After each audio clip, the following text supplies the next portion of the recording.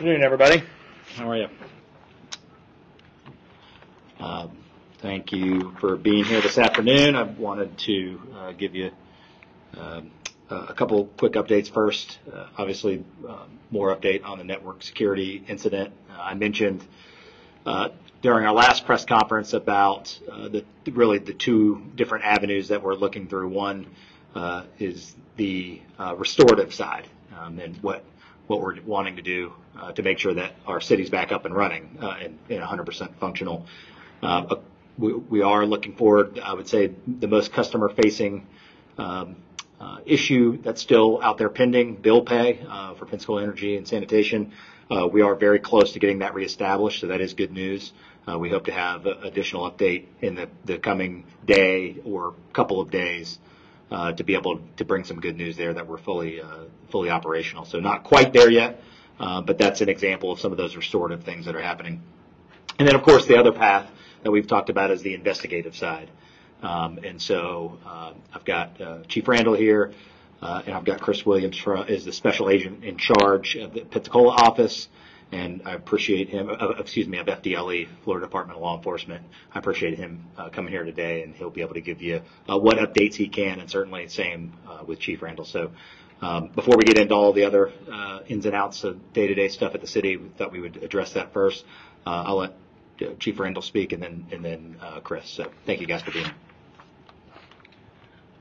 Well, thank you for taking the time today. Thank you, Mayor, for having us here. I got Chris Williams here, like the Mayor said, from Florida Department of Law Enforcement, the special agent in charge. I want to refer to him and his aspects of any information related to the investigation. But we're collaborating daily and hourly with them and the FBI on this investigation. Thank you. Good afternoon. Thank you, Chief. Thank you, Mayor. I appreciate the opportunity to speak to both you and the public today. And while I would love to give you a ton of information on this investigation, what I'm going to share today is very limited because it is an active investigation. So I want to back up actually before this even happened and point out that the City of Pensacola had pre-established relationships with FDLE, with the FBI, and of course with the City Police Department. And when this incident kicked off, we were immediately notified, immediately responded. And the way these incidents are handled is a joint effort by the FBI and the FDLE. In this case, FBI is the lead investigative agency. And again, what I'm going to share is very limited.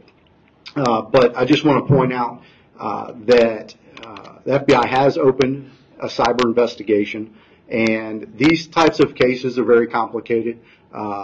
They take a long time to investigate. They're very complex.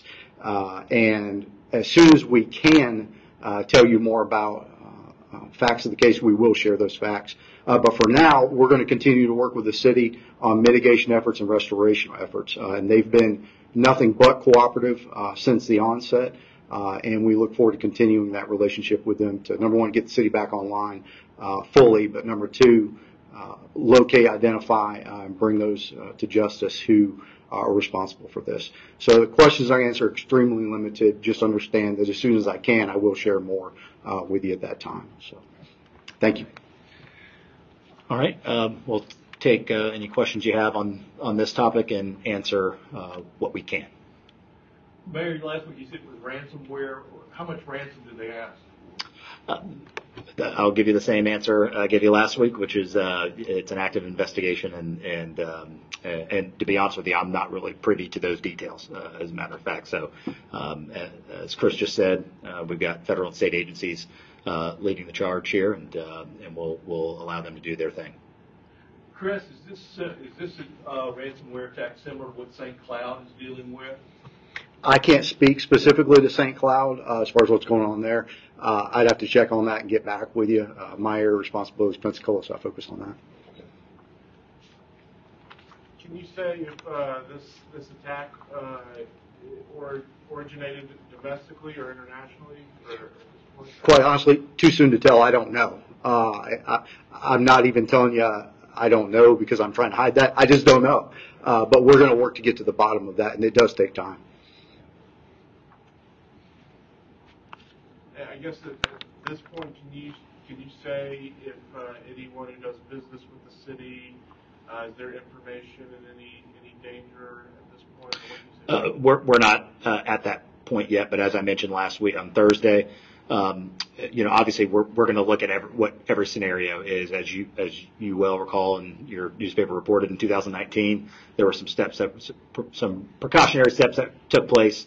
Just out of an abundance of caution to make sure people's information was safe. But of course, we are not at a point yet that we would be able to confirm that one way or the other. So investigations do take time, and we're obviously there's a protocol in place that we would be following. But there's also different rules about how. And experts in their field that determine that. So what I can tell you is we continue to meet. That has not changed. We continue to meet twice a day as a group, and we're working on this hour by hour throughout the day internally to make sure we're on top of everything. That's what we can tell you right now. Mayor, can I just switch gears and ask you separately about Parks and Rec? We wanted to ask about that. Well, let me make sure. No problem, but let me make sure we don't have any other questions on this, and then we'll move to others. This is the second attack, recent for the city recently. What is the city doing to ensure attacks like this doesn't happen again? Well, I think any city or any county in the country puts forth their best effort. We know this is unfortunately this is a reality that us and other cities have faced. But also, I'm very proud of the team that we've put together here, and we look at how things went in 2019 and how they're going right now, and we feel really, really good about where we're at in terms of, just the fact of having a plan after what happened in 2019, learning from that, and we've been able to react a little quicker. We've been able to be more decisive in decisions we're making, having priorities, and getting some of our software and some of our things restored. A lot of that, there was significantly more clarity, I would say, in this process in 2024 than from what I've heard. Obviously, I was not here in 2019, but when unfortunately, it is unfortunate that we're going through this a second time. But given that fact, I feel very, very good about where we are, and I feel really good about the effort the team's put together so far. Is there plans to expand your IT and security tools in the team? Well, what I'd say is no matter where we go from here, when we bring this to closure, we're going to have plenty of things to analyze the same way they did in 2019. We're going to look and say, okay, what did we do well? What are our opportunities for improvement? Way too early to say what those are yet, but we keep that in the back of our minds as we're meeting every day. We say, okay, well, maybe that's an after-action item, as we call it. That's something that we'll look at when this is all said and done. It may not be critical right now, but it might be something that we look at in the future. So I fully suspect we'll, of course, have some of those things because we can always, take steps to improve. So, but what those are yet, just too early to say. What would you say to citizens who are concerned about accounts being compromised or may have lost faith because of this the second time around?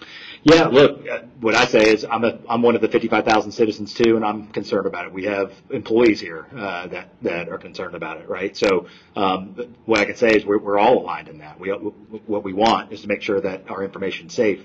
This is an unfortunate reality of our society today that cities are targeted and counties are targeted for this type of these type of bad actors. But given that, I will say I feel we were in as good a position as possible to be able to handle something like this. And so these types of things change month by month and year by year. And it's our job to continue to adapt and do the best that we can. But so we understand people's concerns, and of course we will do everything we can based on the information we have, and that's what's important here is we need to have that information to then enact some kind of protocol. But the bottom line is we're doing everything we can to make sure that people's information is safe, and we will respond accordingly when we get to a point where we have enough information to do so. At what point will you know that? I mean, I'm very respectful of the investigation, but we're in our going in our third week, and there's some things that, like Jim said, are the things that businesses need to do, but individuals, we have some level of confidence, or when will we get an answer where people can feel that their personal data is protected? If we had a day, we would have identified that long ago if there was going to be a day of clarity that would decide one way or the other. What we have is we've got both our current IT team, we have state federal and local authorities, and we have outside agencies that are on the ground, have been since day one, that are here looking through all that to find that kind of proof. That's what I can tell you. So, but I understand that it's that we all want that answer. There's not one person in this room or in this city that doesn't want that answer as soon as possible. And it certainly doesn't behoove us to not give it. At the end of the day, if people's information is out there, then that's going to be something that we want to address in short order. So that is probably the limit of what I can tell you. But this is not a matter of wanting to withhold information. We want to give accurate information. That's our goal. And so I'd rather folks be a little impatient than us be inaccurate about what we say or what has or hasn't happened. So of course we're looking at these things day by day, but when we reach some clarity on that, we'll absolutely be letting everybody know as soon as we know. Where are we at in the investigation, and how long could it take before we know? I'm defer that. It's hard to say exactly how long it's going to take, and I want to use this analogy real quick because this kind of help folks understand what this is and what it is not.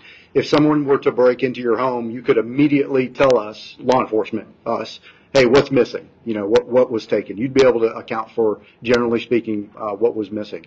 In these types of investigations, it is not like that at all. It's complex. It takes a long time. It takes a lot of folks with a lot of sophisticated skills, well beyond the chief and I, to put these cases together and figure out what was taken, how it was taken, and who took it. And they are working nonstop to find that out.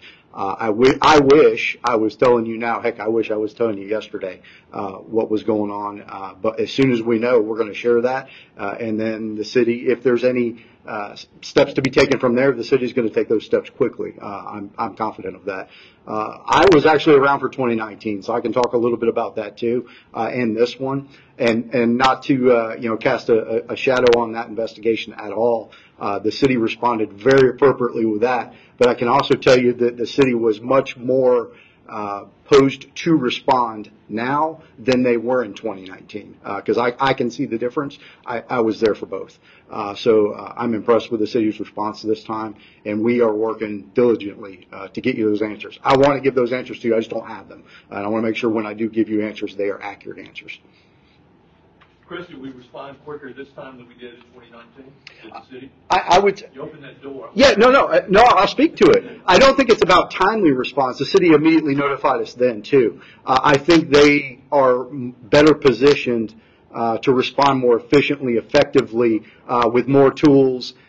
Quite honestly, some of it was they've been through it, and once you've been through something, you have that experience, you build on that. And the city took those opportunities. The mayor mentioned hot washing this afterwards so you can learn and grow and be better. I'm sure they'll do it again, but they did it in 2019, and I think that's evidenced in their response capability, mitigation capability now.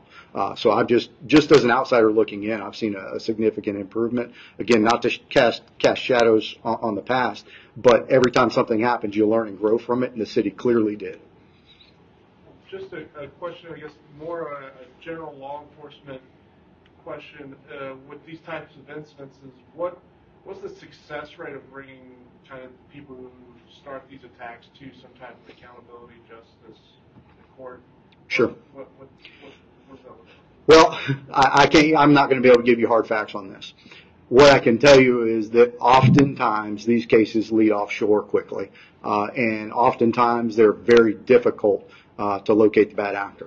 That's not to say that we don't, because we do. We've been successful here in Pensacola in locating bad actors on cyber cases before. I anticipate we'll do that again, and I tell you we're working diligently to do that in this case. We work them in all cases, but we're working very hard in this case to do that and actually find out who did this.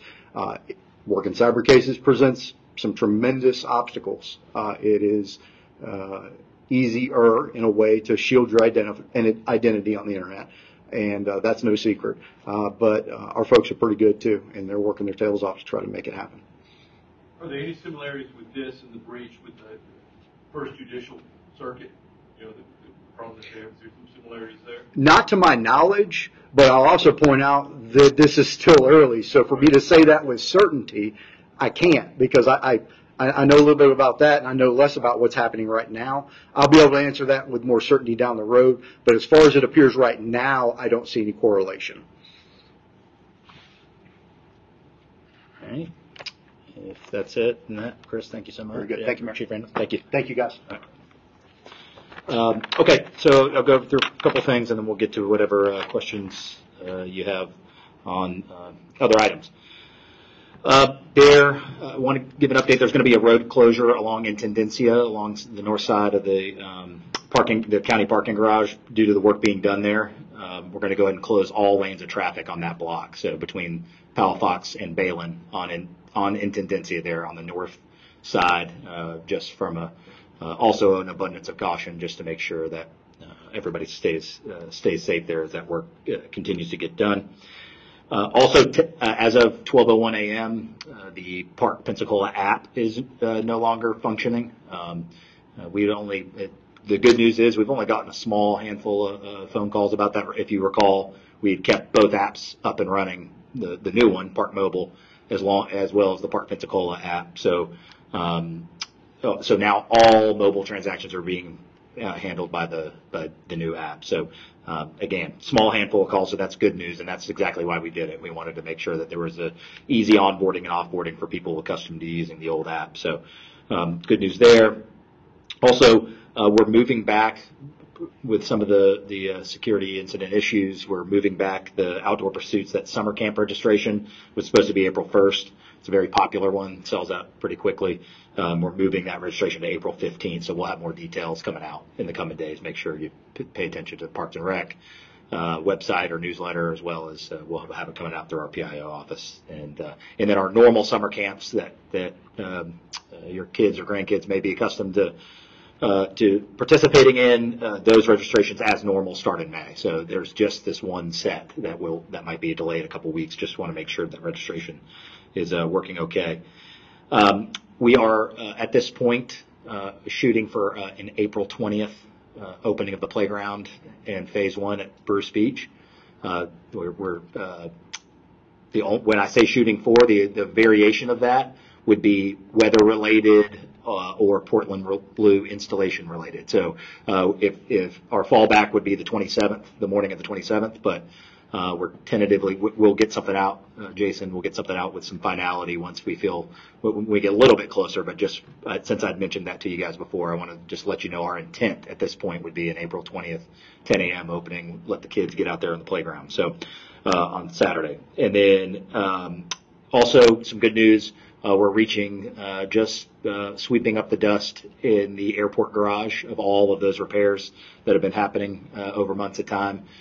We did okay parking wise through Easter weekend, but we should have that parking garage fully functional, up and going, and we have been able to say that because we've been phasing repairs in different levels of that garage. And you may recall we've had a couple of those incidents where people have brought their own tools from home to open up those parts of the garage.